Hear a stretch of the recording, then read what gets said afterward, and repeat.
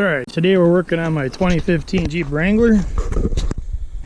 We're having some radio issues. The AM/FM chip apparently becomes unsoldered, or it's a loose solder joint. What happens, turn the key on, if you look at it, it says we've got stereo, we've got no sound, it's got a signal, it's got a station.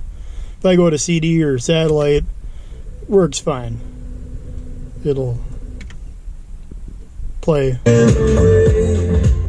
FM works intermittently when it wants to. So I'm going to pull the dash apart, pull the radio apart, and I'm going to try to solder them joints back together. Alright, the radio is out. Let's try to get the front plate off. Front face off of it. Preferably without breaking it. I don't think it's too bad to get off.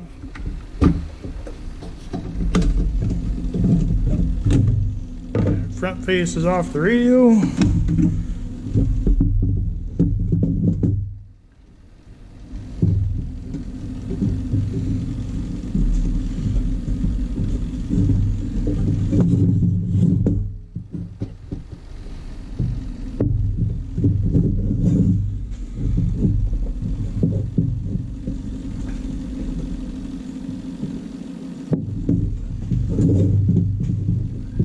I see it.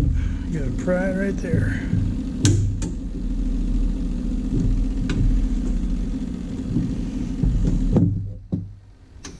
Get a screwdriver.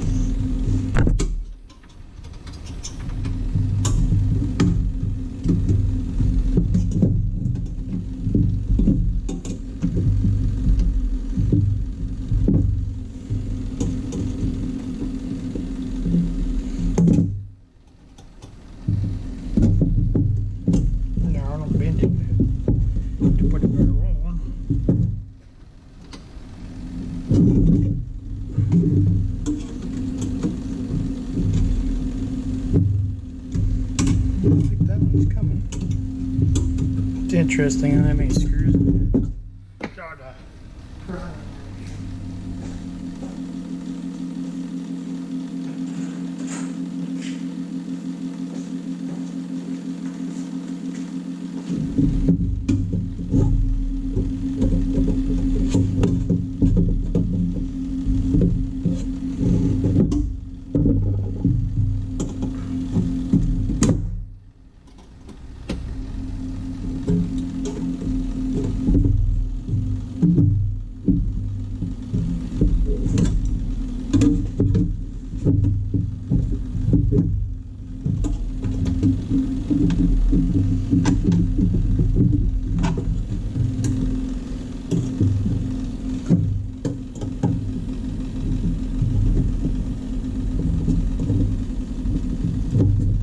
Woohoo, getting somewhere.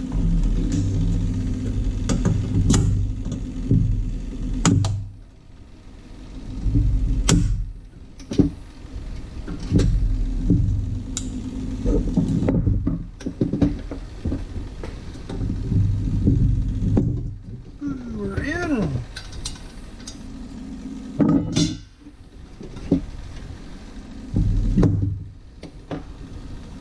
We're going to need some specialty bits to get to that. Alright, we'll get these screws out of there now.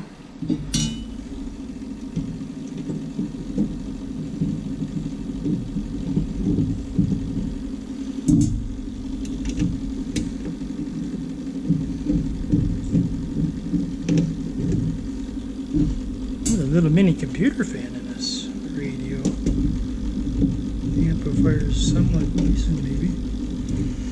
Alright, I like the CD player now. I should lift out. Unplug that bad boy without breaking it.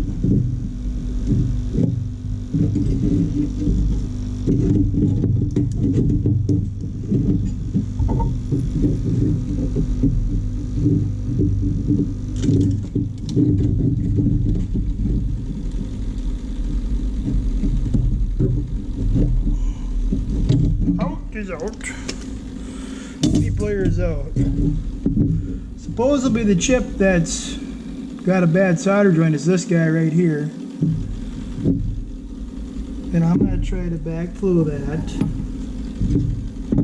I'll look at it under this.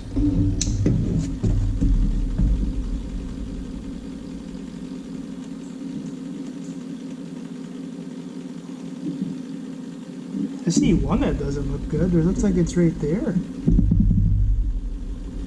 Yeah, I see one leg that looks a little funky.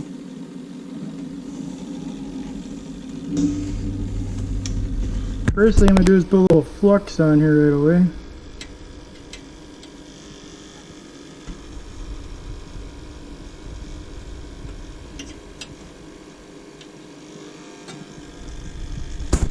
Then we're going to use the Gulu GT4000S 100 watt charging input. So it's got a really high output USB-C port.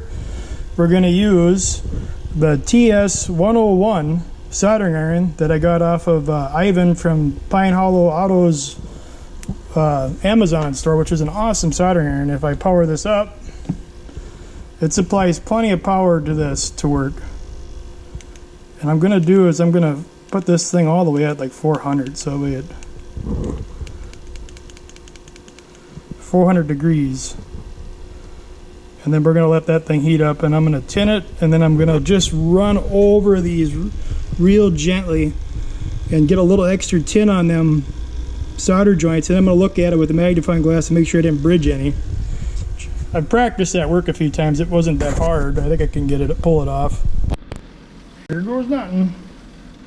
Put just a little bit of tin on the soldering iron.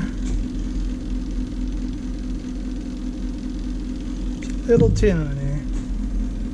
Just go over them real quick. I've got some tin on that side. Tin on that side. The hardest side here is the side you just can't get to.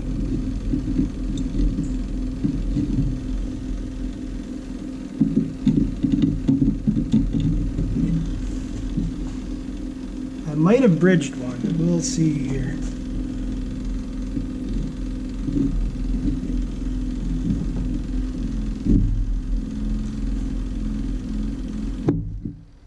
I gotta look with the magnifying glass.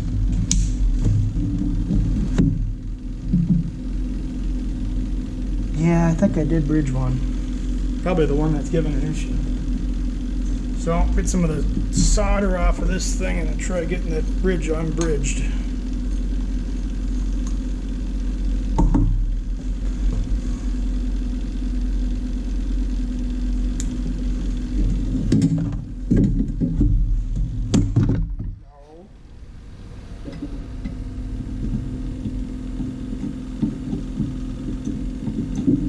Got it!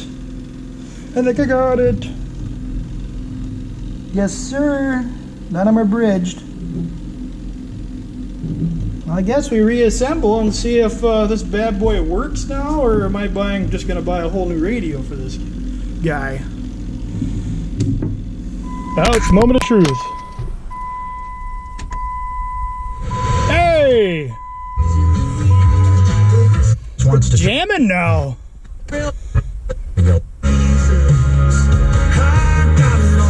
It's alive! Make sure everything else worked. CD player worked.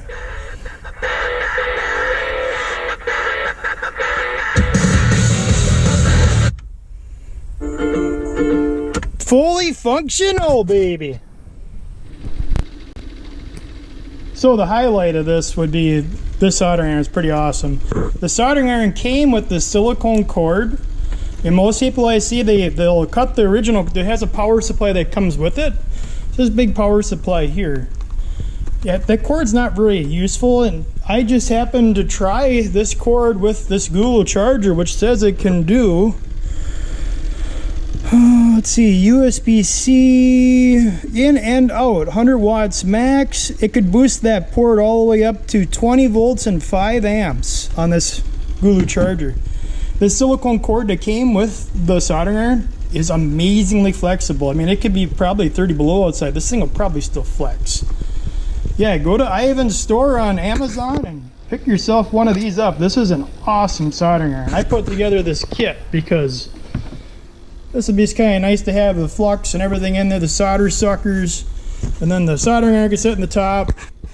Awesome.